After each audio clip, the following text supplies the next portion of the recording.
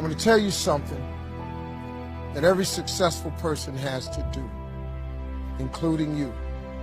Believe it or not, every successful person in this world has jumped. I'm going to tell you what I mean by that. You are going to have to jump. You cannot just exist in this life. You have got to try to live. If you are waking up thinking that there's got to be more to your life than it is, man, believe that it is. Believe in your heart of hearts that it is. But to get to that life, you're going to have to jump. Now, I'll tell you why I call it jumping.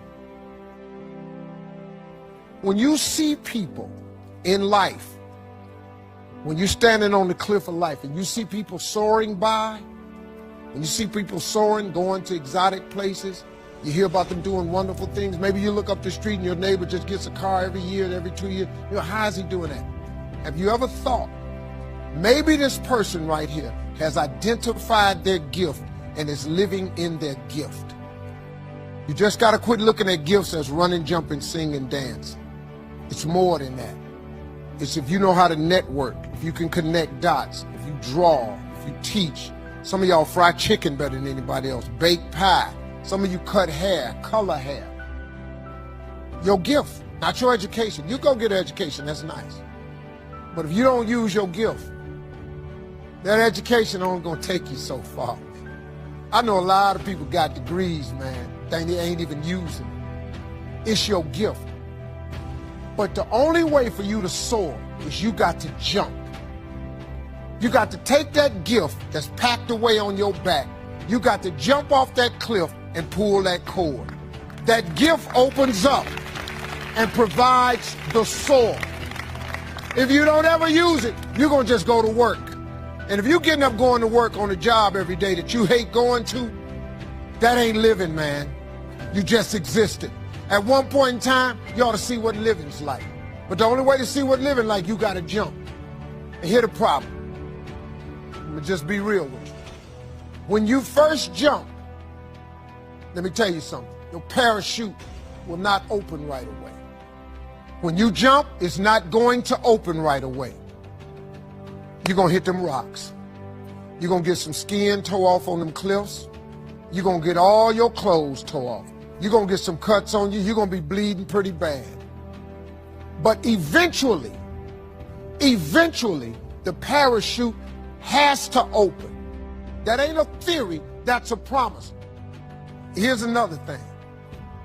You can play it safe and deal without the cuts and the tears. And you can stand on that cliff of life forever safe. But if you don't jump, I got another promise I can make you. Your parachute will never open. You'll never know. If I were you, I would jump. Because that's the only way to get to that abundant life. You got to jump, man. You got to take a chance. Now, when I get through talking, there are those of you that discuss this in the car. Well, I got bills. Whether you stay on the cliff or you jump, you're going to have bills. Well, if I quit my job, I'm going to ruin my credit. If you got a job, you live in check to check. Even if you got A1 credit, you can't buy nothing else no damn way. At one point in time, man, do yourself a favor. Before you leave this world, before you die, jump. Just jump one time. Just jump. Thank you very much. That's an abundant, and I'm showing you how abundant thinkers think. So if you want to me, you model successful people. When I was on the Oprah Winfrey Show, on one of the commercial breaks, she said, "So Lisa, how many coaches do you have?" She didn't ask me if I had a coach. She said, "How many coaches do you have?" I said, 2. On the next commercial break, what do you think I did? I asked her, "How many coaches do you have?" She said, 4. When I left the show, what do you think I did? Right? I hired 2 more coaches. So success leaves clues. I'm going to give you some of the clues. And people who are living an abundant life now, you guys just allow this to be a salve of confirmation. And then for everyone else who's moving in that direction and more so in that direction, these are the things that abundant thinking people do all day, every day. One, we create micro wins so we can get to macro wins. And we celebrate the micro wins. Far more celebrations in life. Number two, we fail, but we always fail forward. See, people are going to fail. Abundant thinkers, right, Ka? We fail forward. We fail and we ask the question, what lesson did I learn? And what will I do differently the next time? Bring it on. Bring it on. I'm okay. Some of my greatest lessons came wrapped in sandpaper. They came wrapped in expensive lessons. They came wrapped with a hot credit card that I had to pay it off with. They came wrapped with a lawyer I had to hire. They came wrapped with tears on my pillow. But when I got the lesson, you better know I didn't have to get it again. Yes, yes? Some of you are using your lesson as luggage. Using your lesson as shackles. And your lesson is your fuel to do it differently the next time. So abundant thinkers, we fail. We just fail forward. Every single time. Abundant thinkers, we're not only responsible, write this down, number 3, we're not only responsible for our actions, we're not only responsible for our thoughts. Abundant thinkers go the step further and we're responsible for our reaction. Ooh, that's juicy. Yes, yes? Someone gonna chew on that on the plane on the way home. Like, reactions, right. Abundant thinkers not only hold ourselves responsible for our thoughts, we hold ourselves responsible for our actions, we hold ourselves responsible for our reactions before we ever do it. It doesn't mean we react and then apologize. It means we never do those things we have to apologize for. Yes, yes? We don't blame it on that's how I've always been. That's old. Grow up. You're genius. You're brilliant. That's so 08. Right? Abundant thinkers. I'm just giving you some nuggets. There's a ton of other things I'll share with you at other time, but I'm telling you these are practices of abundant thinkers. Christy talked about affirmations. Abundant thinkers understand the power of I am. Anything after the word I am is true to your unconscious mind, Mike. Anything after I am, anything after I am, even if you know it's not true, your conscious mind will believe it. Anything after I am. So the use of affirmations is very intentional and very consistent. I was diagnosed as clinically depressed in 2001.